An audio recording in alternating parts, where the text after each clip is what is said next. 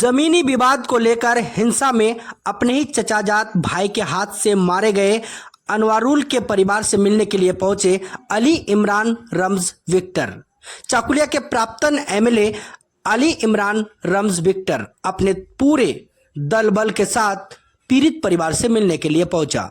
सबसे पहले अनवारुल के मासूम बच्चों से मिला, उसके बाद अनवारुल के पिता के साथ बैठकर काफी देर तक बातचीत की और उनको इंसाफ दिलाने के लिए हर तरह से मदद करने का आश्वासन दिया। साथ में अली इमरान रम्ज विक्टर की जुबान से बीजेपी नेता गुलाम सरवर का जमकर तारीफ करते हुए देखा गया। उन्होंने कहा कि गुलाम सरवर के वजह से ही इस पीड़ित परिवार को, अनवारुल के परिवार को इंसाफ मिल पाया है, नहीं तो तृणमूल कांग्रेस के नेता मामला को दबा के रखा था, पुलिस प्रशासन को पूरी तरह से दबा कर रखा था। गुलाम सरवर आए, आवाज को बुलंद किया, फिर जाकर पुलिस प्रशासन दबाव में आए, उसके बाद मैन एक्यूज को गिरफ्तार किया गया। अगर गुलाम सरवर नहीं होते तो आज इन लोगों को इंसाफ नहीं मिल पाता। साथ में और भी कई अहम बातें यहाँ के रूलिंग एमएलए तथा मिनिस्टर गुलाम रब्बानी साहब को भी अपने कलश में लिया। उन्होंने कहा, जब से गुलाम रब्बानी साहब सत्ता में आया है, जब से एमएलए बने हैं, तब से जितने दिन से वो एमएलए बने हैं उससे ज्यादा लोगों की हत्याएं ग्वालपोखर में हुई है। चलिए आगे की जानकारी अली इमरान रम्ज विक्टर साहब के जुबानी सुनते हैं। जुड़े रहिए एनएस ऐप के साथ। वीडियो को शेयर कीजिए, लाइक कीजिए और अपना कमेंट भी जरूर रखें। की जमीन को लेकर ये कौम कब समझेगी कि हम लोग आपस में एक टुकड़े जमीन के लिए एक भाई दूसरे भाई का कत्ल कर रहा है, एक पड़ोसी दूसरे पड़ोसी को मार रहा है। तो ये अगर हमारा हाल रहा कि हम एक दूसरे का ही कत्ल करते रहेंगे छोटी छोटी बातों को लेकर, मसला ये है कि आज जो बड़ी ताकतें हमारे खिलाफ पूरे हिंदुस्तान में जो साजिश रच रही है उसी का काम तो हम लोग कर रहे हैं। वो हमारा कत्ल क्या करेगा? हमारे लोग अपने ही कत्ल करने पे लगे हुए हैं। अगर इससे इतनी समझ भी हमारे कौम को नहीं हो तो ये निहायत ही अफसोस की बात है। और सबसे ज़्यादा अफसोसनाक बात यह है कि हमारे इस कौम का जो रहबर बने हुए हैं इस इलाके के, जो सियासी रहबर कहलाते हैं अपने आप को, इन सियासी रहबरों के लीडरशिप में ऐसे गांव में छोटे छोटे जगह पर जो गुंडों को पनपने का मौका मिल रहा है, जिनके हाथों में हथियार देकर इलाके में नौजवानों को काम काज और रोजगार से जोड़ने के बजाय उनके हाथों में हथियार देकर उनसे बूथ लुटवाया जाता है। उनके हाथों से दादागिरी, गुंडागर्दी, तोलाबाजी जिसको हम लोग कहते हैं, ये सारे काम को अंजाम दिया जा रहा है। और आज नतीजा ये है कि इन लोगों का हौसला इतना बढ़ गया है कि पुलिस को निकम्मा बना के रखा गया है, पुलिस कार्रवाई नहीं करती है। इसीलिए आज हौसला बढ़ रहा है कि किसी को मारो, किसी को पीटो, किसी को लूटो या किसी का कत्ल भी कर दो तो हमारा कुछ नहीं होगा, क्योंकि हमारे सर पर या तो मंत्री साहब हैं या तो कोई और साहब हैं। इनके रहनुमाई में अफसोस के साथ मैं सवाल पूछना चाहता हूँ हमारे बड़े भाई जनाब रब्बानी साहब से कि 2016 से लेकर 2025 इन 10 सालों में आप एक दिन बैठकर गिनिए कि आपकी रहनुमाई में ग्वालपोखर में पिछले 10 साल में ये ग्वालपोखर के गांव में कितने कत्ल हुए हैं। वो टीएमसी की लड़ाई में हो या टीएमसी के गुंडों के हाथ से ग्वालपोखर का आम आदमी मारा गया हो या किसी भी हादसे का शिकार हुआ हो जो टीएमसी के जुल्म के वजह से मुकाबला करने के लिए खड़ा हुआ तो उसको मार दिया गया हो, उसकी किसी की आवाज़ दबाने के लिए। अगर आप ये गिने तो आपको पता चलेगा जितने साल आप मिनिस्टर रहे उसके दुगने लोगों का कत्ल आपकी रहनुमाई में ग्वालपोखर की सरजमीन पर हुआ है।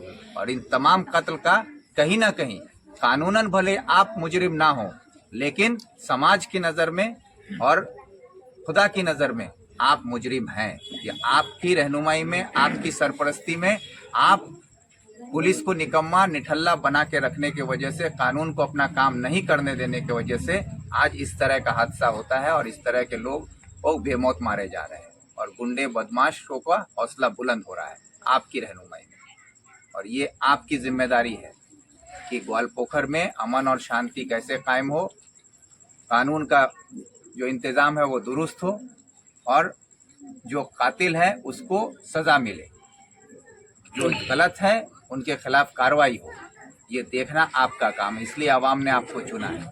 लेकिन अफसोस कि आप आवाम का साथ नहीं देकर आप गुंडे, मवाली, चोर, चुट्ठों का साथ देते हैं।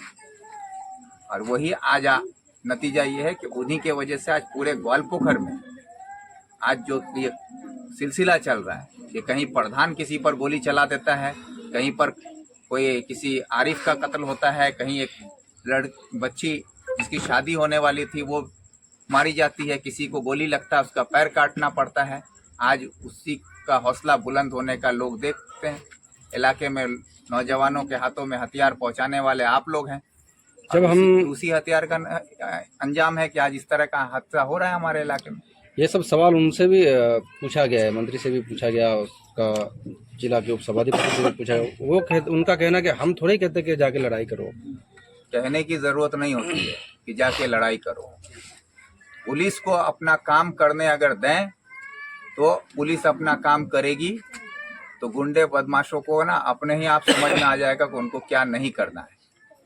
लेकिन आप पुलिस को काम करने नहीं दीजिएगा और गुंडे मवाली को छूट मिलेगा और पुलिस के हाथ में चूड़ी पहना के बैठा दीजिएगा, तो जाहिर सी बात है जो गलत काम करने वाले लोग हैं, गलत सोच रखने वाले लोग हैं, वो गलत काम ही करेंगे। सर, मैन एक्यूज को गिरफ्तार किया गया है और बाकी जो अपराधी हैं वो लोग घर से फरार है। अगर पुलिस नहीं होता तो ये लोग घर से फरार नहीं होते।